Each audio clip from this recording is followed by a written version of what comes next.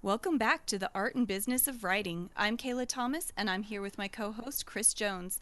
Hey, Chris, we're a week into the new year. How's it treating you so far?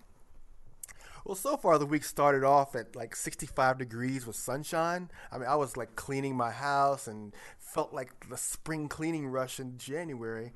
And now the week has ended and I've got 8 inches of snow on the ground. Oh my gosh. So that's kind of that's kind of the winter life that I live. But as far as the writing life, I've been more in sales mode this week. I've been hammering out queries and just working with different authors that I've got on their books. So it's been a good week. It's been a good week. How about yourself?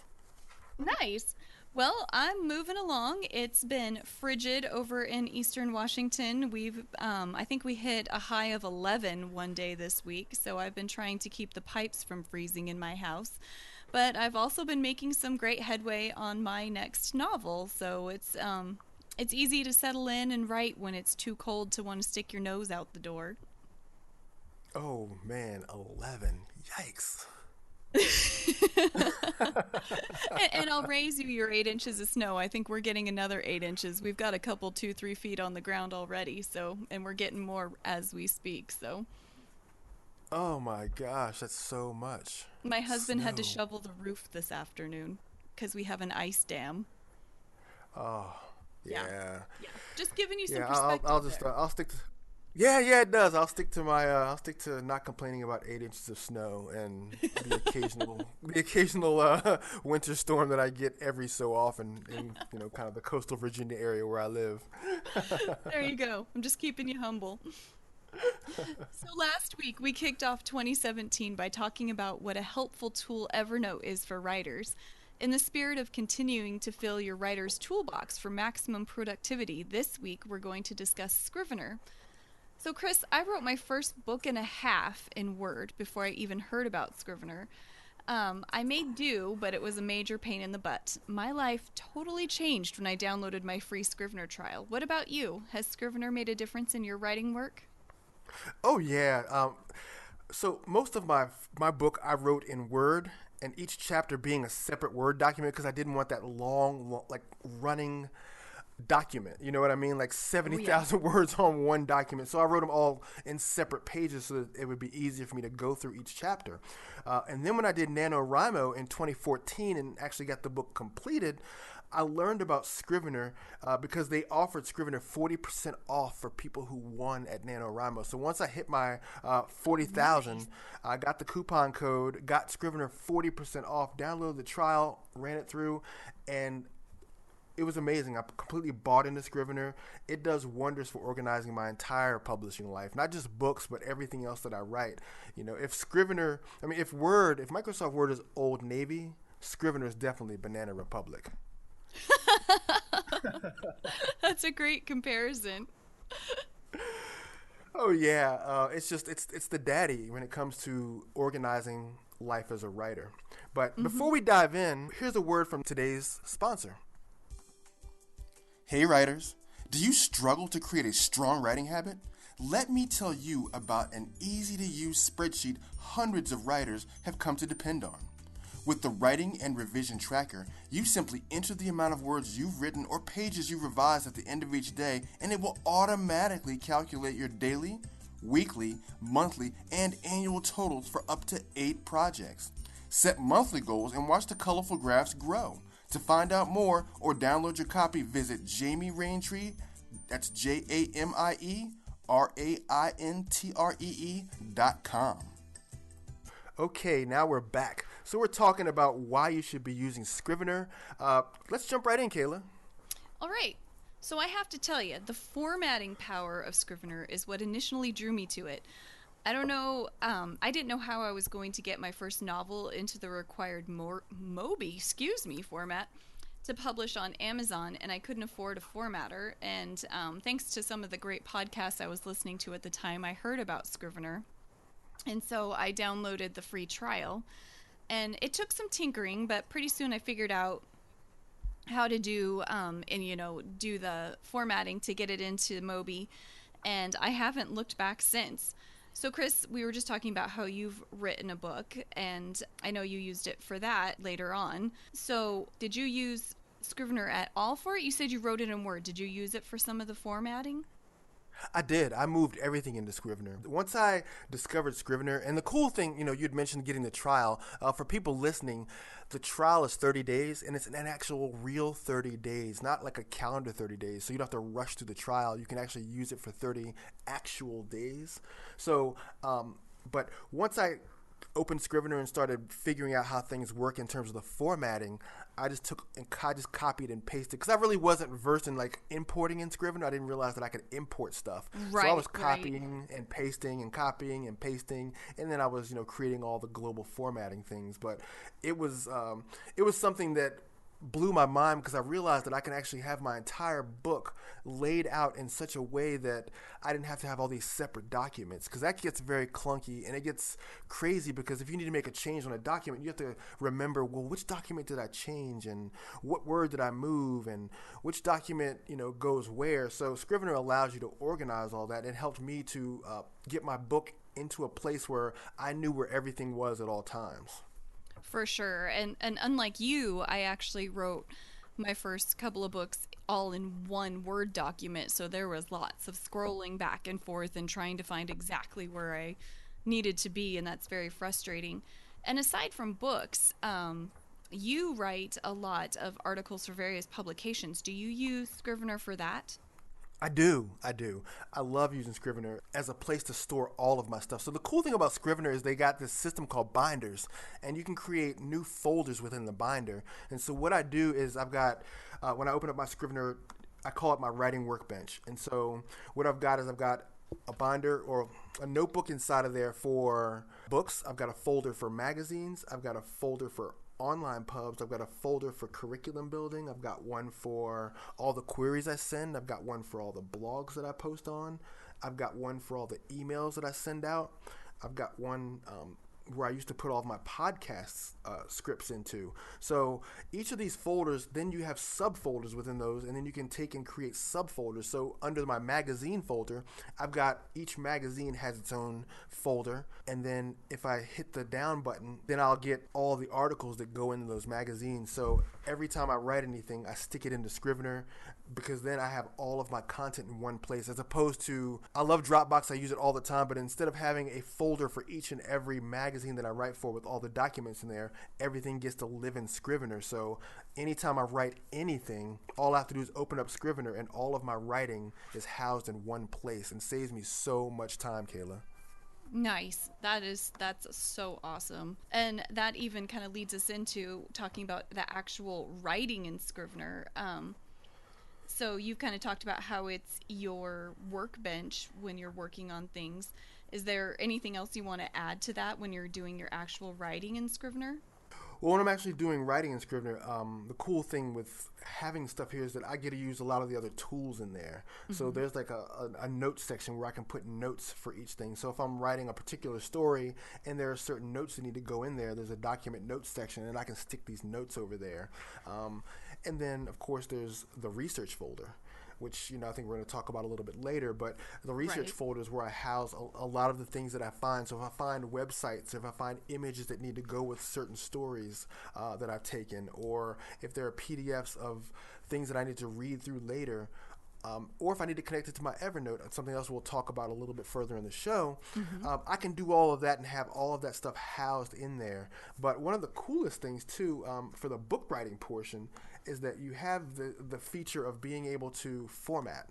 And Yeah. so then you can create formatting for all of your chapter headings, all of your chapter numbers, your subheads, transitional paragraphs. You can format like the first line if you're doing that or whatever the case may be. So there's a lot of really good robust features that I've used in Scrivener, and it makes it really easy. So if I need to make changes to any of that stuff, it's all global. It's almost like working with a cascading style sheet on a web page or any other global formatting change tool that you've got. I was kind of slow to adapt actually writing my manuscripts in Scrivener. Like I said earlier, it was the formatting, and you were talking about copying and pasting things in there, and that's what I did too. I slowly and carefully held my breath as I copied each section and pasted it in there and hoped that I didn't screw it up. It was, and I'll talk about the learning curve in a little bit, but it was kind of overwhelming to figure out how to work some of this stuff. But once I did start writing in there and realized the power of, like you were talking about, organizing sections. So for me, writing fiction, organizing scenes and chapters and things, and then being able to go, I need to go back and work here. There's no scrolling around or anything like that. You just go right to the section that you need to be in, and it's awesome. You save a lot of time. And if you decide you want to move a scene or something, it makes sense somewhere else. All you have to do is grab it and drag it into the area that you want it in over in that left hand toolbar, and there's no cutting and pasting and trying to get the pages to line up again. That's something that I had trouble with in Word, of you just suddenly have this big blank empty page in the middle of a manuscript and had to, hit backspace until it went in the back right spot. So that's super nice to be able to move chunks around when you need to. And Oh, I something agree. else I really Yeah, and something else I really like about it is it's really simple to set word count goals and keep track of them. So, like, if you have an article and you know it needs to be X amount of words, or for my novels, I know that I want to land somewhere between 65 and 70,000 words, or something to just give me something to shoot for. You can type that into that little section, and it keeps track of how many words you type each day. It shows you. It's got a great little progress bar that starts you, trying to remember. I think it starts you in the red and it goes gradually orange and you work your way to green, meaning green is the finish line. And I love watching that little guy move as I get closer to my goals. So that's really fun to watch move. It kind of gives you a little bit of visual satisfaction of knowing that you are moving the needle with your daily work. Oh yeah, that's one of the cooler things. Like especially if you're working on a novel, like you said, you can also set it by date, I believe, as well, right? Where you can set the number of days like that you need to have it done. Oh, maybe. As usual, we mentioned in the other ones, you're always way ahead of me in the technology. So I may not have dived that deep into the feature. So you're probably right. Yeah, yeah. I recall, I believe, seeing where you can put a deadline on a particular project. So, like if you're, like you see, if you're doing a nano, you can set the date when it needs to be done, so that you kind of, like you said, the accountability portion of Scrivener gets to kick in and help you reach your goal. Yeah, yeah, that's awesome. Something else I really love about it is that it gives options for how your screen works for your workspace. A lot of people need a really minimalist writing screen with no distractions and just a blank space, and Scrivener has that option.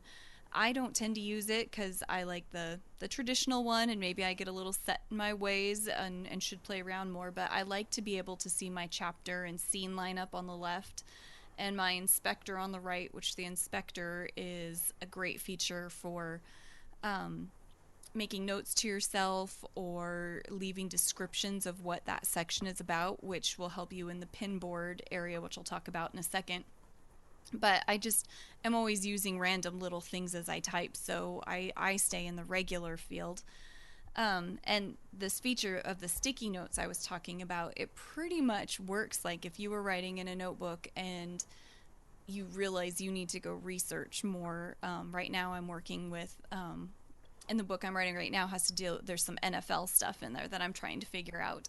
And I realize I don't know something, and so I'll just write a sticky note. If I'm in a notebook, I just slap an actual sticky note going, go back and look this up. Well, in Scrivener, you can do that. There, you just click the little sticky note button, write it for yourself, and it incorporates it into the text. So on the screen, it shows up as a yellow highlight. But if you print it out, it actually inserts it into your text. So when you're editing, you're like, oh, yeah, I needed to go back and work on that. So that's something I like to have easy access to. Or if I need to check on a timeline and make sure that I'm being consistent with something. And also in the inspector, I was talking about writing a summary of a scene or chapter you're working on. It lets you know at a glance if you are in the right section. Like if you know you need to go work on something specific and you can't quite remember if it was in chapter 11 or chapter 13, you can look at that description real quick and go, oh, nope, that wasn't it, and move on to the next one. And using their pinboard view, because they have different views of and ways to look and try to sort through your material, and it's all up to your comfort level. But the pinboard view just looks like an actual bulletin board. It even has a cork board looking background with all these little looks like note cards on it, and it will say chapter 1, chapter 2, chapter 3, and all of those are their own little guy or own little card. And if you have made descriptions, you can scan those real quick and go right into where you want it to be. So that's super handy and easy for navigating your work. Is there anything like Yeah, that I you love the like? corkboard view. The Yeah, no, corkboard I you love use the it? I love the corkboard view because the corkboard view allows me to take quick notes about something. So if I'm working on three stories at one time, but I can't really work on all three dedicated at one time. I'm going to pick one story to work on. So as what I'll do is I'll put a synopsis. Okay, this is what this story is about. This is what this story is about, and this is what this story is about. So it shows up on the corkboard just so I don't forget how I want these stories to go. Because sometimes I've caught myself in times where I'm working on a story and I had an idea for it. I knew which way I wanted to go with the story, but I forget. Then I've got to kind of regroup myself. But having the corkboard allows me to jot a few notes on the back of that note card so that I can refer to that and say, oh, yeah, that's right. That's how I want that story to go, because I don't get to every story every day. If I, like I said, if I've got three stories on the board, I may start one today, but I may not get to one until Thursday or Friday. So whatever I think about on a Monday may not be in my mind on a Thursday or a Friday. So it's a great resource. Yep, for sure. And you can also jostle things around on the corkboard if you want to. You can grab Yes. a file and drag it to the first place position or the last place position, whether it's an article or a chapter, however, you're moving things around. So that's super fun. So then there's importing and exporting, which I think we've both talked about how we started working in Word. And I just want to say it's never too late to make the switch to Scrivener. You can do it mid project, you can do it with an old project, because they have this great feature that lets you import pre existing projects into Scrivener. And so I talked about the painful copy and pasting, and you did too. So it was just such a joyful Oh, moment when I realized I could click a couple buttons and it was like, shoop, and it's just in there. I It takes know. out a Think lot of of all the the time we could have opportunity. saved. I know, and it takes out a lot of opportunity for human error of accidentally chopping something out, or I don't know, all the things that happen when we are too involved. Yeah, no, it's Yeah, true. Or bad, even bad breaks. You take up, you grab too much, and you put it like, oh man, I grabbed part of the next chapter too. So yeah. it just allows you to move it. Yeah. Those moments when your mouse gets a little out of control and things roll a little too fast. So I actually import and export quite a bit still, even though I'm doing my writing in Scrivener. My editor and I have discovered that it doesn't have a great track changes feature yet. I'm hoping that's something that they will add in the near future.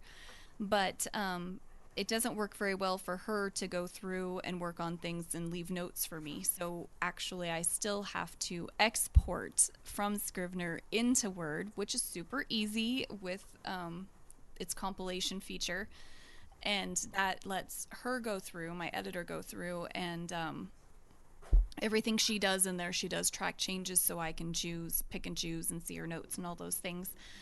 And so we'll go through our process together in Word. And once we've got that manuscript cleaned up in Word, I import it right back into Scrivener again. And then it's ready to move on to the next phase of publishing the book. And before, that would have Now, been really difficult if I was copying and pasting it. So that makes some pretty quick work for that teamwork project. oh, totally. Now, something our listeners may want to know is once you've exported the document out for your editor and you've got her tracking changes back, you've updated those. Do you need to delete your current manuscript that you already have in there, or does it allow you to So save the fresh on top? Okay, so I've always been a little worried about that. So what I've done is I will pull that first manuscript, the one that's pre-editor, I'll pull that down and stick it in the research area so it's there, safe, just in case the unthinkable happens somewhere along the line. And then when I import the clean copy that I've created with my editor, it goes right into that top binder. I can't think what it's called right at the top, but you know what I'm talking about, where it's the main part of the binder, and that's where the Yes. clean one goes. So I know that my unedited one is still available down in the research and safe, and then the new one is up there, and I know that I'm always going to work with that new one. And you have to remember to, check some boxes to make sure the old one is not included in your compile in any way when you go to format and upload. Yeah, and Yeah. that's a Yeah. great way to handle it. Being able to save your old document into the research folder. Again, it's that whole accessibility that gives Scrivener an edge over anything else that you're going to use. Is being able to know that your stuff's all in one place. So moving it from your primary folder into the research folder, so it's always there. Yeah, that is amazing. And that research folder is also necessary. I mean, I know you're going to talk about research a whole bunch more here in a second, but another thing I use the research folder for is to hold my cover image that so that way when you're exporting it or formatting to export to upload on Amazon or Kobo or wherever you're going to put your work, you can include your cover art as well. And I found that you have to store that in the research folder as well. How do you use the import and export feature? Do you use it a whole bunch for your articles or anything like that?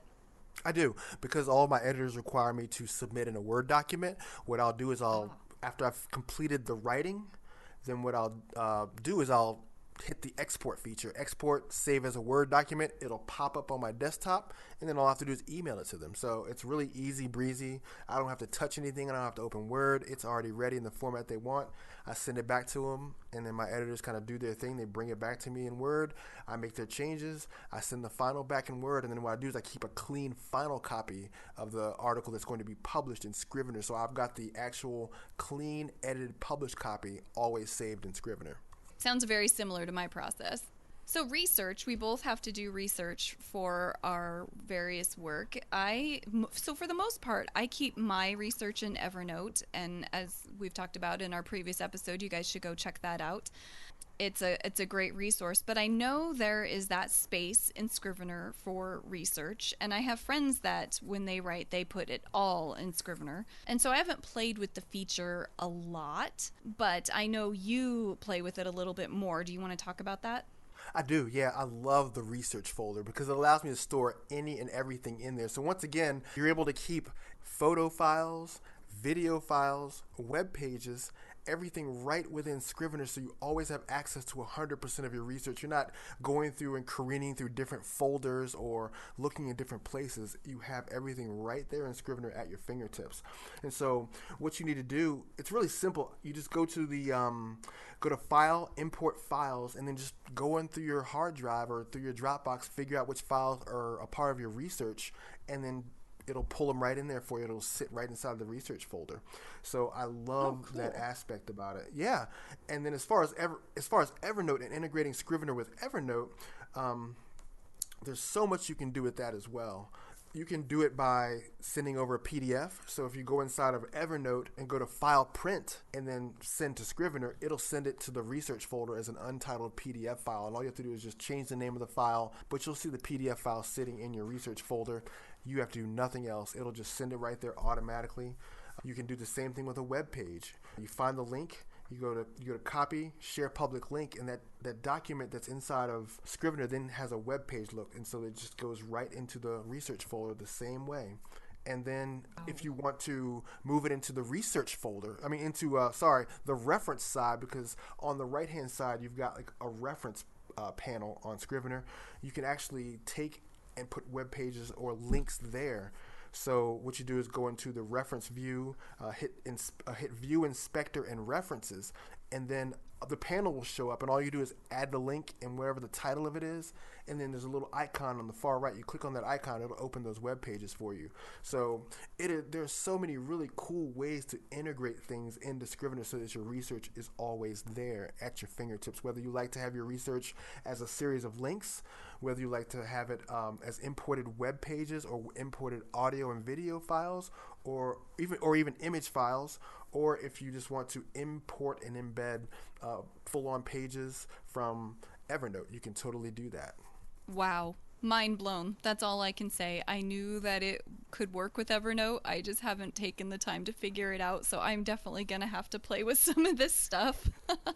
Yeah, that's the beauty with software, though. I love integration. Whenever I'm thinking about buying any software, I look at how many tools that I currently use does it integrate with.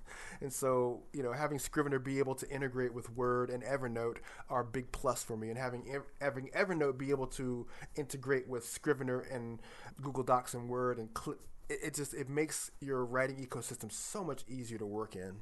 So, speaking of making your writing ecosystem bigger and easier to work in, there is a mobile version of Scrivener, and I bought it and I've played with it a little bit. I haven't been overly thrilled with it. It seems to have kind of some weird saving that you have to do to make sure that it's linking with your mobile device, and it to me it felt like it was making these new files, and I was afraid that I was going to screw up my backup files and not be writing in the right place. There's nothing worse than going to work on something and realizing it wasn't the newest file. So I got a little frustrated and have kind of backed off from it. Have you messed with it much?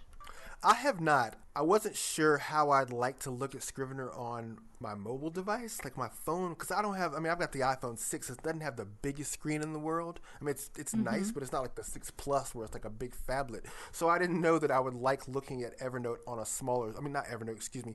I didn't know that I would like looking at Scrivener on such a small screen, or even how the layout would look, because Scrivener has a very distinct layout when it's on the screen of a laptop or a desktop. So I wasn't sure how that layout would translate. I've heard the It's iPad version is very very good. different. Is it? Okay, yeah, because I've Probably. heard the iPad version is very good. I've got a friend who's a screenwriter, and he uses the iPad version and loves it. But the iPad is, again, about the size of a laptop screen pretty much. So it's going to Right. look the same. But yeah, tell me, so you didn't like the way it looked on the iPhone? Well, so I haven't tried it since I got my iPhone 7. Before that, I had tried it on my iPhone 5, which of course is a much smaller screen than the 7. So I need to give it another try and see how it looked. It's very condensed, and I think I probably could learn it. I think the thing that put me off the most about it was the awkward saving procedure to make sure that it syncs up between your computer and the phone and make sure you're working in the right folder. The whole thing just kind of made me nervous and felt a little clunky. Um and that said too, I'm not a huge phone typer. I am not the fastest. I mean, I can bust out a text, but I am not looking to do a whole bunch of typing with my thumbs. So I was like, you know what? I can probably just hold off and scribble in a notebook or something when I'm away from the keyboard and just do actual typing when I was back on my laptop. So once I reached that point, I didn't mess with it a whole lot after that. Yeah, I can understand that, and I think that's where Evernote really gets the nod on that because it's built for that. It's built for smaller platforms. Yes, I agree. I agree. So that's just kind of how I've gotten around it, and because I go back and forth between writing on the computer and in a notebook, I just kind of made a new little technique of copying the last few paragraphs that I wrote in Scrivener and making a note in Evernote, pasting that in there, and then that way I can look on my phone and go, where was I in new territory? And I can open my notebook if I'm waiting in the doctor's office or whatever and start writing it down. So that's kind of how I've decided to deal with it rather than do the mobile version. Yeah, and that's understandable. And so something that I've heard other some people complain about is the learning curve for Scrivener. It can be a little tricky. I tend to just push buttons and see what happens, and I know some folks are a little afraid to do that. And I will admit sometimes that works and sometimes it doesn't. But as I went along, I've discovered that there are some great resources for learning Scrivener in a better way. So after listening to, I can't remember which podcast it was, but Joseph Michael, I believe is the creator's name, came up with a course called Learn Scrivener Fast, and we will have the link to that in the show notes. And it is step by step videos on setting up and getting started. And like most courses, there's different levels of what you can get depending on what you want to pay for.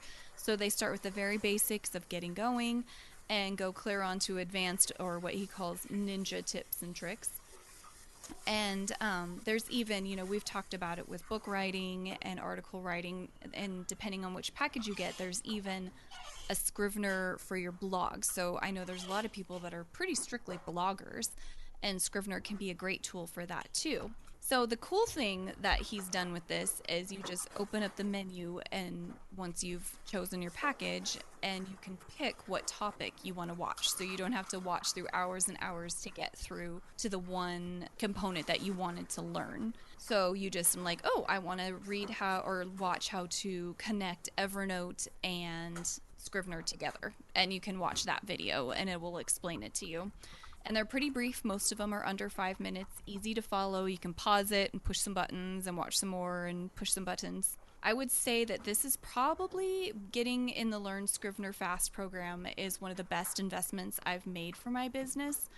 There's 3 levels, and like we did with the Evernote, I'm just going to tell you real quick how they compare with each other. There's the student level, the rock star level, and the ninja level.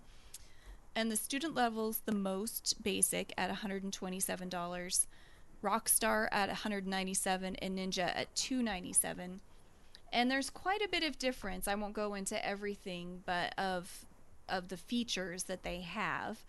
So you just kind of, if you go to, we'll have a link to that in the show notes, but you can go look and kind of see what your needs are and where you're at in your Scrivener life right now, and pick the package that's best for you. I went ahead and went with the Ninja package because Scrivener is such a huge part of my business. I mean, it's housing all of my work and needing to do all the things for me. And so I just went ahead and went Ninja, and it's like a lifetime subscription. So one and done, and you just keep having lifetime access, because sometimes you learn how to do something and then you don't use it for a while and then you forget and you got to go back and refresh. What about you, Chris? Have you found any ways to get through the Scrivener learning curve? I've had to learn everything on, well, of course, YouTube University. So once I got Scrivener, I watched a lot of the videos because Literature and Latte, the company that created Scrivener, has a lot of Right. their own videos. So I watched all of their videos, and then there's a guy called the Scrivener Coach, so I watched some of his videos too. So there Oh, are a that's lot of Joseph Michael. That's the same guy that made the Learn oh, is it? Scrivener Okay. Fast. Yep, yep. Yeah, so he's got some basic Scrivener videos that you can watch just to get a taste of the tools. But I watched some of his, and then, but the cool thing is that you don't have to pay an exorbitant amount if you just don't have it. If you have the money and you can invest it, then definitely take these courses because you will get a ton out of them. But if you're on a shoestring budget, I would recommend trying Udemy, udemy.com. The show notes, you'll find the link there. But and their training is actually very good. I've done training with them. I've done training with Skillshare. A lot of the people that teach their courses are professionals who are in the industry and who use these tools. So jump onto the site, check it out, see if you can find something there if your budget seems to be a lot tighter. But and of course we're in no way affiliates of Udemy. I'm just excited about self Right. improvement. I think that people should definitely seek to learn the tools that they're going to try out. So whether you jump into the packages that Kayla talked about and really make that investment for the bigger, robust package that helps you really dive deep in, or you can try the Udemy courses. I haven't tried any of those, but I've tried their courses in the past, and they are very good. You get tons of videos and lots of hours of training. Nice. It's good to have options. That's you gotta love the internet. There's something for everyone. Yeah, no, that's the beauty of it all.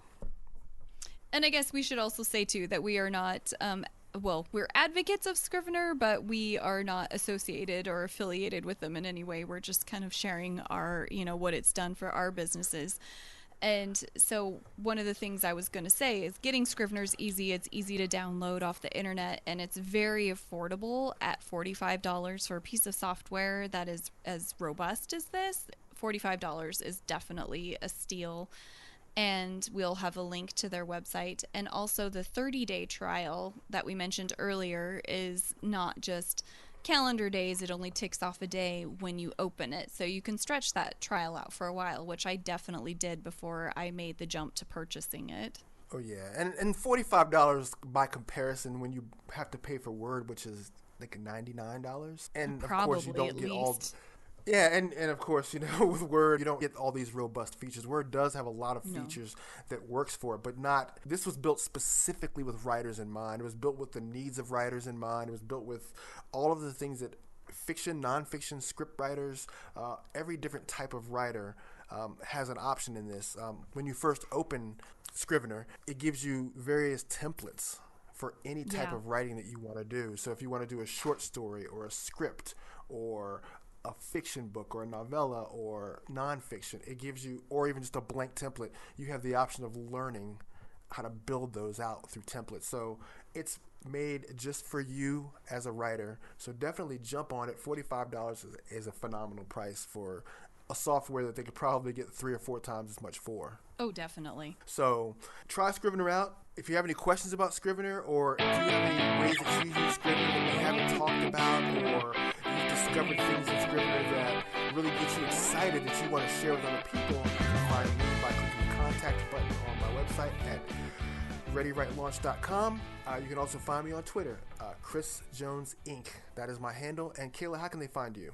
You can reach me at Kayla at KaylaDawnThomas.com and on Twitter at KaylaDawnWrites. And we thank you for joining us again, and happy writing, and we'll see you next week.